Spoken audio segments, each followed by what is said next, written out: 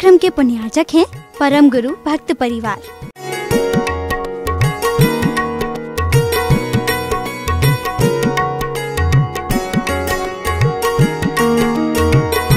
महानुभावों, हमारे जीवन में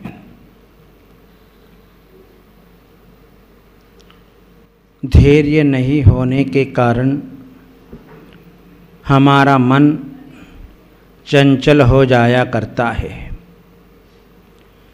जीवन में कभी छोटी घटनाएं आती है, कभी बड़ी घटनाएं आती है।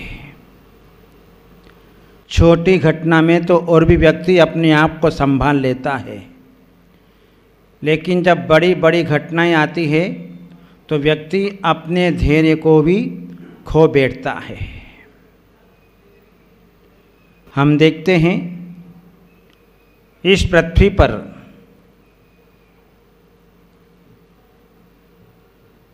दो प्रकार से भूकंप आता है।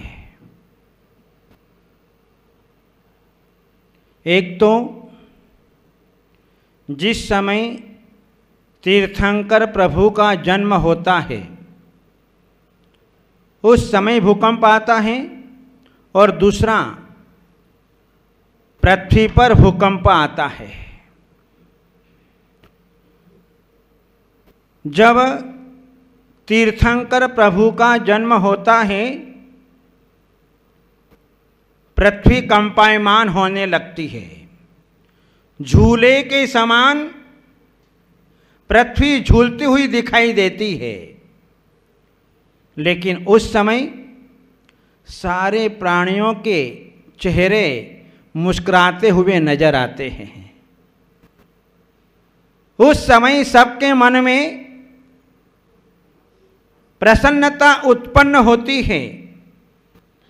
सब लोग हंसते हुए दिखाई देते हैं, क्योंकि जहां एक पुण्यशाली जीव ने इस धरती पर जन्म लिया है तो वहां पर किसी प्रकार का दुख नहीं हो सकता है, किसी प्रकार का संकट नहीं आ सकता है। जहां तीर्थंकर जैसी आत्मा इस धरती पर जन्म लेती है, प्रत्येक प्राणियों के मन में खुशी का वातावरण निर्मित हो जाया करता है। लेकिन जब पृथ्वी पर भूकंप आता है, और पृथ्वी पर भूकंप आता है तो सारे व्यक्ति के चलायमान हो जाते हैं। सारी दुनिया संकट में पड़ जाती है, बिल्डिंगें गिर जाती है, कितने ही लोग मर जाते हैं। सबके चेहरे उदास हो जाया करते हैं, क्योंकि किसी का भाई चला गया, किसी की पत्नी चली गई, किसी का पति चला गया, किसी का बेटा चला गया, किसी की बेटी चली गई, किसी के माता पिता चले गए। केवल मात्र घर के अंदर एक सदस्य रह गया। इस प्रकार से जो है भूकंप में न जाने कितने कितने व्यक्ति मरण को प्राप्त हो जाते हैं। जैसे ही बाहर का झटका लगता है तो व्यक्ति भयभीत हो जाता है। अपने शरीर में भी झटके आते हैं। कभी पैरालिसिस का झटका आता है, कभी हार्ट का झटका आता है, कभी खून का झटका आता है, कभी नस बंद हो जाती है, ब्रेन हेमरेज हो जाता है तो झटका लगता है। एक सेकंड देर नहीं लगती है। व्यक्ति क्या सोचता है और क्या होता है। नाना प्रकार के झटकों को अपने जीवन के अंदर जो है वह सहन करता है। जब भूकंप आता है तो सारे देश में, सारे विश्व में हलचल मच जाया करती है, और सब लोग अपने अपने घरों से बाहर निकल करके आ जाते हैं।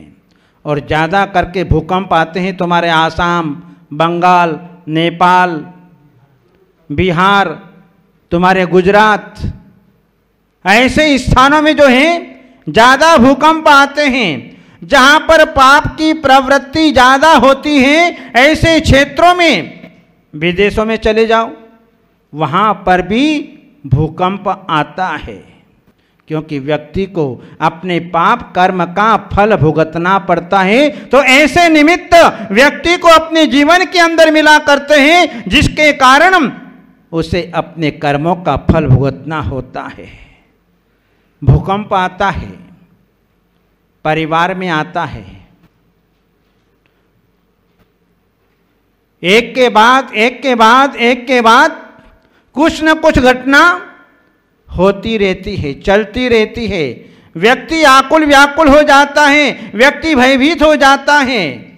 ओहो, ये क्या, एक साथ मेरे ही घर में सारे भूकंप, सारे झटके मेरे घर में ही। व्यक्ति बौखला जाता है, भयभीत हो जाता है। समाज में भूकंप आता है, समाज घबरा जाती है, ये क्या आफत आ गई। लेकिन वो स्वयं भूल गया कि मैंने ही अपना किया हुआ है सामूहिक रूप में, इसलिए समाज में सामूहिक रूप से इस प्रकार से झटके आते हैं। जहाँ नगर महानगर में झटके आते हैं, परिवार में भूकंप आता है तो परिवार चलायमान हो जाता है। समाज में भूकंप आता है, झटका आता है तो समाज हिल जाती है। गांव नगर शहर में झटका आता है तो गांव नगर शहर जो है वे हिल जाया करते हैं। जहां बिजनेस में घाटा हो गया, कैसा झटका लगता है। 1 लाख कम आए, व्यक्ति ये नहीं सोचता है कि मुझे व्यापार में जो है 90,000 का फायदा तो हो गया, लेकिन मुझे 10 और मिल जाते तो लाख हो जाता। व्यक्ति 90 की चिंता नहीं करता, लेकिन वो 1 लाख की चिंता करता कि मुझे 1 लाख कम आए। विद्यार्थी देख लो, जहां परीक्षा में 2 नंबर, 4 नंबर, 5 नंबर, 6 नंबर कम आए तो विद्यार्थी जो है टेंशन में आ जाता है। जहां व्यक्ति अपने जीवन में 1-1 नंबर कम आने से उसके जीवन में ऐसे ऐसे झटके लगते हैं कि वह सुसाइड कर बैठता है। और सुसाइड करना ये कोई समाधान नहीं है, इससे तो और जीवन में दुख बढ़ जाया करता है। जीवन में कितनी भी आपदा विपदा आ जाए, लेकिन कभी भी सुसाइड करने के भाव मत लाना, क्योंकि सुसाइड करने का मतलब अपने जीवन में दुखों को और आमंत्रण देना।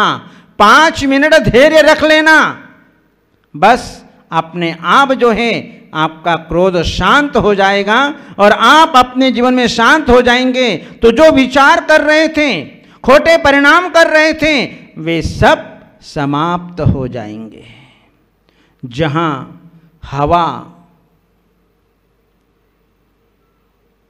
जब हवा चलती है, सम्मिश्र शिखर के पहाड़ पर चले जाओ और वर्षा ऋतु का समय हो, कैसी तूफान चलता है कि आदमी को उड़ा करके ले जाती है।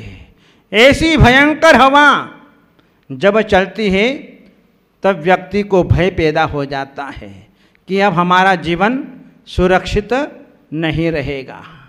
पानी का तूफान आता है, बाढ़ आ जाती है, हमारे डैम भर जाते हैं, डैम के दरवाजे खोलने पड़ते हैं, नहीं खोलेंगे तो सारे नगर का खतरा, डूबने का खतरा।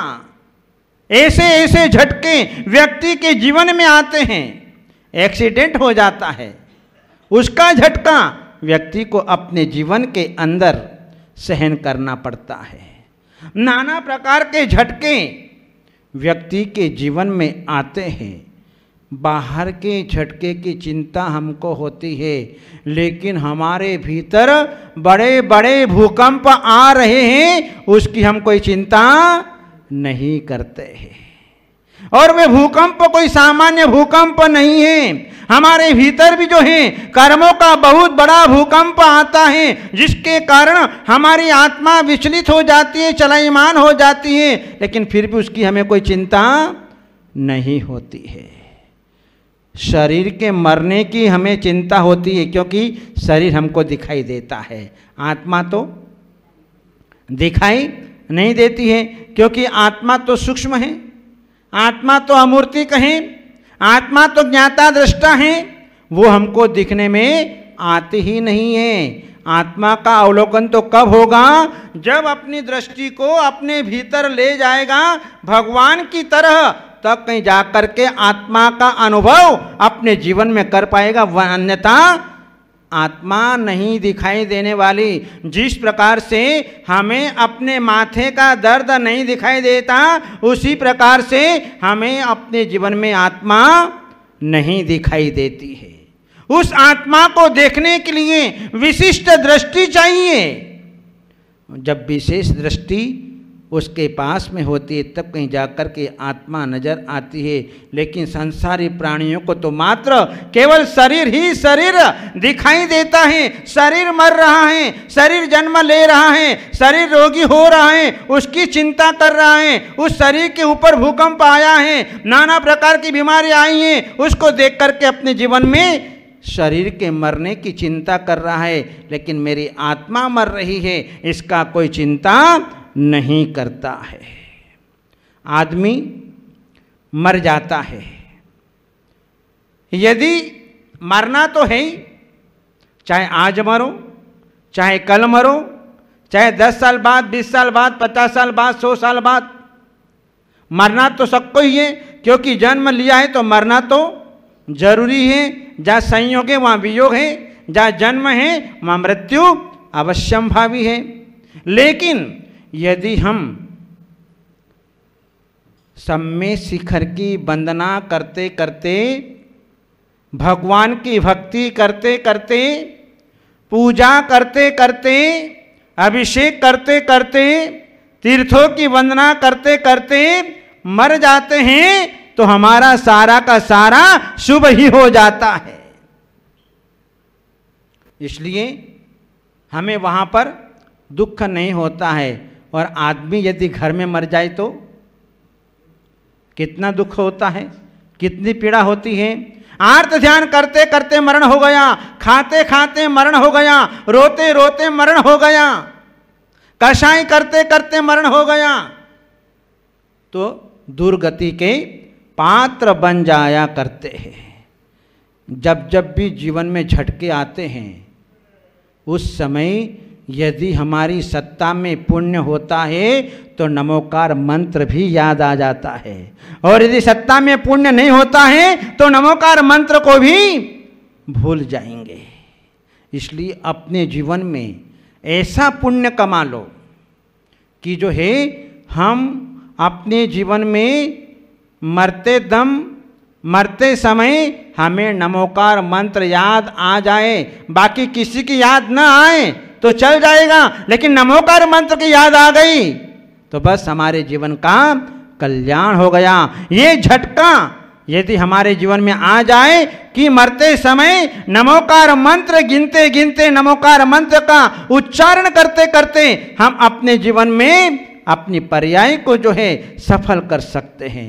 हम भगवान से यही तो मांगते हैं, हे भगवान मुझे कुछ नहीं चाहिए, मेरे पास में सब कुछ है, लेकिन बस मैंने आपकी जितनी सेवा की, मैंने आपकी जितनी भक्ति की, मैंने जितनी पूजा की, मैंने आपका नाम स्मरण किया, मैंने स्वाध्याय किया, मैंने पूजा की, मैंने जो है आपकी वैयावृत्ति की, मैंने परोपकार किया, मैंने चारित्र को पालन किया, उन सब का फल मुझे मिले तो बस अंतिम समय में मेरा कंठ अवरुद्ध न हो, मैं आपका नाम लेते लेते मैं अपने प्राणों का विसर्जन करूं। पूर्वांचल में जा रहे थे तो सबसे पहले हम लोग राजस्थान की धरती पर विचरण कर रहे थे, और राजस्थान की धरती पर विचरण कर रहे थे। हम केकड़ी से आचार्य श्री वर्धमान सागर जी महाराज सत्संग धैर्यावत भगवान महावीर स्वामी के पंच कल्याणक प्रतिष्ठा निमित्त से जब जा रहे थे तो धैर्यावत के पास में आरामपुरा जंगल है, वहाँ पर हम लोग ठहरे हुए थे। प्रातःकाल का समय था। सारा संघ जो है बैठ करके स्वाध्याय कर रहा था। लाइटें चली गई, वहाँ पर जो है गैस बत्ती जल रही थी और इतने में जो है भूकंप के झटके आए। सब आश्चर्य पड़ गए, ये क्या हो गया। तो सब ने विचार किया कि भाई ये गैस बत्ती चल रही है इसलिए सफोकेशन हो गया होगा, इसको बाहर करो। और जैसे ही बाहर किया फिर झटका एक और आया और ये मामला तो फिर गड़बड़ है। तब इतने समाचार आ गए कि धैर्यावत के अंदर भूकंप आया है। ये पहली बार जो है अनुभव किया कि भूकंप कैसे आता है। इसी प्रकार से हम पूर्वांचल आसाम में जा रहे थे तो सबसे पहले जो है कानकी के अंदर भक्तामर का विधान चल रहा था। दिन का समय था, 1 बजे 2 बजे का समय था और जो है हम सब लोग सामायिक कर रहे थे और सामायिक कर रहे थे तो सारे छत्र हिलने लगे। विधान चल रहा था और जो है कुछ भी नहीं हुआ। ये भगवान के भक्ति के प्रभाव से किसी का भी कुछ भी बिगाड़ नहीं हुआ। इसलिए आसाम, बंगाल, नेपाल में जब जब भी झटके आते हैं, क्योंकि वहाँ के लोग जो हैं अपने जीवन में निरंतर धर्म, ध्यान, दान, पूजा आदि जो हैं व्रत की साधना अपने जीवन में किया करते हैं, जिसके कारण उनकी सारी आपदा विपदाएं दूर हो जाती है, किसी का बाल बाका नहीं होता है। ये भूकंप हमें अपने जीवन में सावधान करने के लिए आते हैं कि इंसान अपने जीवन में सावधान है या नहीं है। ये सब परीक्षाएं होती है अपनी। लेकिन जो भगवान का भक्त होता है, भगवान का भक्त अपने जीवन में सबसे पहले जब कोई संकट आता है तो भगवान का नाम स्मरण कर लेता है और भगवान का नाम स्मरण करते ही उसके सारे कष्ट अपने आप दूर हो जाया करते हैं। इसलिए जो है हम भगवान की भक्ति करते हैं, हम गुरुओं की भक्ति करते हैं कि उनके आशीर्वाद से, हमारे पुण्य के प्रसाद से जो है सब कुछ अपने जीवन में सारी बाधाएं अपने आप दूर हो जाया करती हैं। जहाँ पर एक पुण्यशाली जीव होता है तो वहाँ का वातावरण ही बदल जाया करता है। इसलिए जब जब भी भूकंप आए, जब जब भी जीवन में झटके आए, चाहे व्यापार में झटका आए, चाहे बिजली का झटका आए, चाहे बिजनेस का झटका आए, चाहे अन्य किसी का झटका आए, तो उस समय घबराना मत और जो अपने जीवन में भगवान का नाम स्मरण करना, तो अपने सारे झटके अपने आप समाप्त हो जाएंगे और हम सकुशल अपने जीवन में जो है वह रहते हुए दिखाई देंगे। इस प्रकार से जो है जब तीर्थंकर भगवान इस पृथ्वी पर आते हैं तो सबको झटका देते हैं, लेकिन सब उस समय खुश होते हैं। तो हमें जो है अपने जीवन में परमात्मा की भक्ति करके हमें भी अपने जीवन में जो है वह खुश रहना चाहिए, क्योंकि न जाने अंतिम श्वास हमारी कब बन जाए। इन्हीं मंगल भावनाओं के साथ बोले श्रेयसनाथ भगवान की।